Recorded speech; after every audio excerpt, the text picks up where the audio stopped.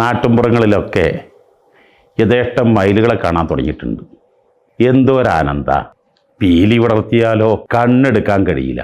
എന്നാ കുരുവികൾ എന്തൊരു ഈണാണ്! കുറുകൽ കേട്ട എല്ലാം മറന്നതിലങ്ങ് ആസ്വദിച്ചു പോകും. കുരുവികളങ്ങ് പോയാ അതങ്ങ് മറന്നു പോകും. മയിലുകൾ അത് ചില പീലികളൊക്കെ അവിടെ ഇവിടെ കെട്ടുപോയ പീലികൾ കുട്ടികളെന്നും സൂക്ഷിച്ചു വെച്ച് അതെടുത്ത് കളിക്കുമ്പോഴും എന്നെന്നും വലിയ ഓർമ്മകളായിരിക്കും.